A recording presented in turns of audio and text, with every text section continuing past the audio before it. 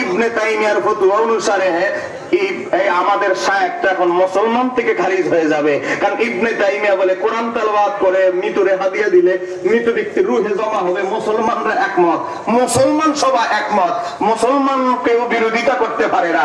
এখন ইবনে তাইমিয়ার ফতোয়া অনুসারে আমাদের শায়েখ কোন কাতারে যাচ্ছে, আপনারা এই ফতোয়াটা দেন।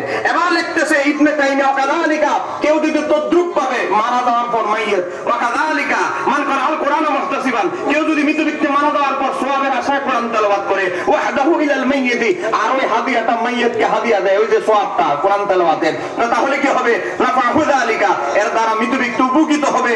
আল্লাহু আ'লাম। ফতোয়া এখানেই শেষ। ইবনে তাইমিয়া আর কোনো কথা বাড়ায় নাই। তার মানে আপনার বাবা মা মারা দেওয়ার পর তাদের জন্য কোরআন তেলাওয়াত করে হাদিয়া দিলে বলেন আমাদের মৃত ব্যক্তিরা ক্ষতিগ্রস্ত হয় না লাভবান হয়? এই জন্য বলেন ক্ষতিগ্রস্ত হয় না লাভবান হয়? লাভবান হয়। আমি আরেকটা হাদিস আপনাদেরকে বলছি।